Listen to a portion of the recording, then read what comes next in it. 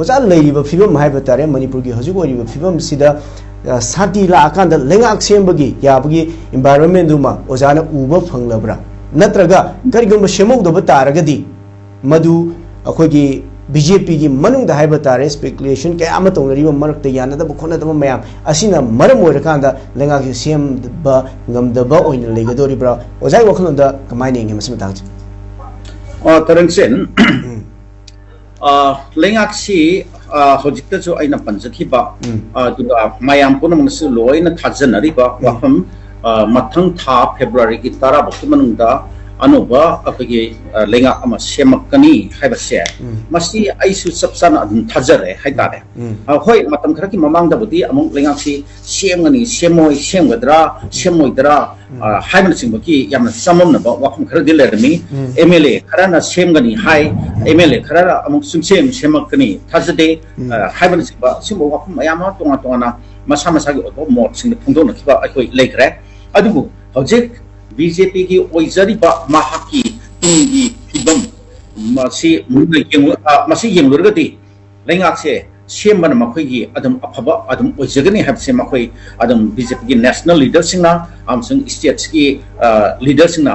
सुंग सरम की अदम खंगनी आमसंग थाजरगनी हबसे थाजरगनी हबसे आई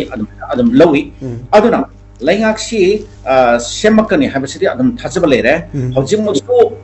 कनोदा अखोगी अमित शाह गुवाहाटीदा नहान तांग कुमापन की मिदांग अथेंगमदा लाक्लगा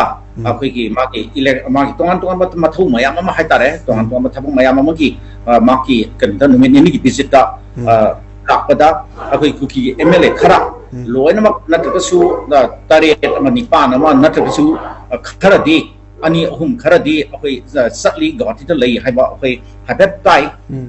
अदना मखोई खर खसु अदम उनबगी वाफम अमा लैग्रे लैब्रा हाइन थाजरे अदना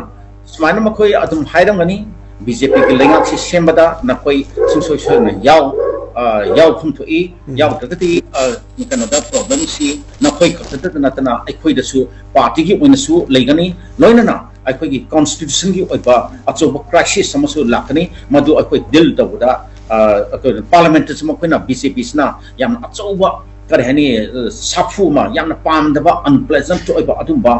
मखलगी कनोमा इवेंट मयाम अदुम टर्न अप तोरकनी हैबसे मखोई अदुम सिमु वाखम का सिदा हाइरमबसु याय हाइरमदबसु याय अदुबु लेंगा सेमनबगी मतंगदि सुसोसम की वाखम खरदि हाइनरगनी हैबसिमदि थाजै तरंगसे अदु होजे लैरिबा फिमसी लेंगाक्सी अदुम सेमकनी हैबसिदा अदम थाजबल लेरगा कनोदा अखोगी कुकी जो की कांबुसिंगना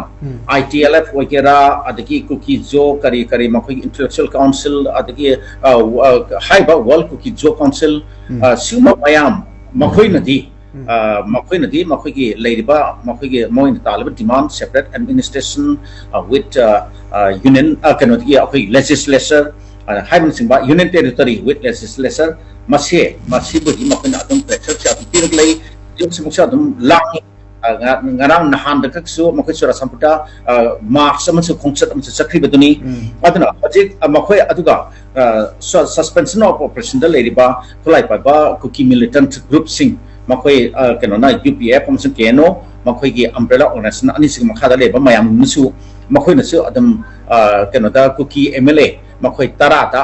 yam ki hanba khangan bagi thabak si adam sathai haibse mayam pun mana loi khanar wakhom ni Karimba nungba new popular government nama Manipur semakum tanda nakoi yabu yaroi yarogadi apabu oiroi haiban sing dire consequence nakoi mai ngidamani ga na hai bukumbi wakhom ga si akoi adam loin tai hai tare adubu hojiki leiriba MLA kuki MLA makoi BJP gina tariat BJP gina tariat adu makoi atopat ahum dumak tham kharka makhoi BJP MLA tariat city hojik leiriba akoi kuki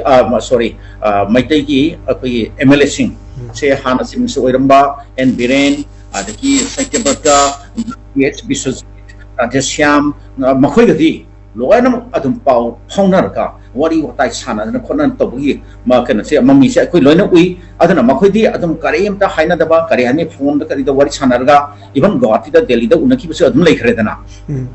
adana makhoi gi wari sana matanda makhoi di government semasda yangning ba ada adugi wafum su makhoi na phungdor ko lei hebsi akoi adum tare khangle hai tare ada makhoi yangning makhoi na adubu makhoi da ki hanba ma khulai pa ba ngasagi militant group singna ki hanba ma lei panina makhoi na phong na de ta hai ba ya ba adum wafum kano de ba phibam de lei adana simri marks de sta lengak si semak matamda makhoi su yaw da ba ya da gi mong de yawrak pa aduga karhani aduma phibam la patar gadi sura sanpurda kangpokpida haitare ko kina tomina to ba kano se mafum khares de sta irang la kadra haibagi kano do singna badu lei haibasi sumi ado mase laihanloi habso adum yai makti hoi khara ado sai da ko na yeng ya se tan sen center na jo hana na hai ki ba khanghan ki ba le khre akoi gi kuki su group da le ba kuki militant singa amasung kuki gi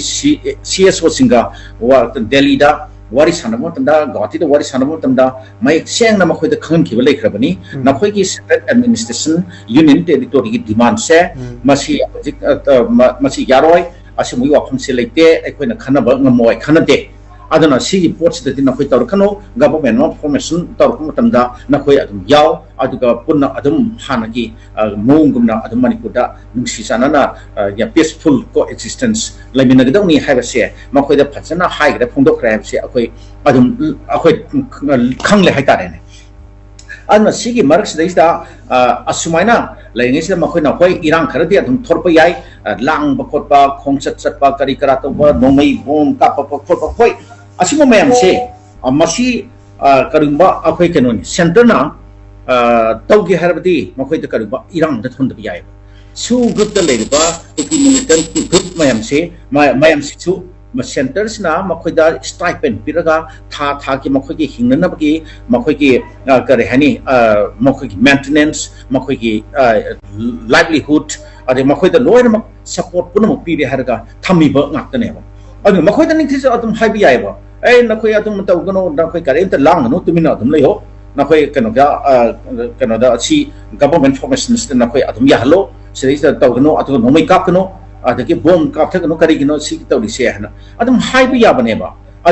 adugi matam su adum situation ki lakani ana ai khali makhoi pangtau da to pang hen selpi yaroi india ki security force ki mathata no mai kap tare harga makhoi na som da misam khud slai pai se da ba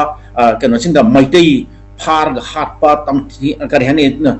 sima mama na risikan ki mi hat ka tu gimbiu dana terrorist ki pure terrorist ki thabne mom khoi tawri do al qaeda na kena video camera lor ka mi makhoi ki kena da mang ka hat pu gumba adi execute do adum yi mutai tu ne mom khoi han tawri do aduna wa kena da video camera lor al qaeda ni makhoi chu al qaeda ki kena ne ba al qaeda terrorist ni makhoi ki kena ni haitare aduna sima mayam se center na to haloi harbi to handaba adum yaba puni aduna sidisa kano da maduda lakta ba irang macha habadudi masya ningthis na dil to ngam potsa kama oirakani oithum to yena ai admaina thamjaningi aduga lenga ama sembasti adum soida ki adum semakadra haina adum thajai semdragadi ne tansen BJP makhoi sathina mangja ba to oigani adu election si akhoi general election si kano dani 2027 dani hojik sahi ama pangtang ngai rabane 27 February adai da adum election si tawke adum harkane ba aduna sigi tung phimon du yeng harga hojik makon sahi ama phabat gasu or phar asigi matam se moi BJP na lenga pai hong ba ya da bi phim makoi da mase ki kano se tangai phadaba se makoi su pangi adum urangani khangmani na ai adwan lo tan se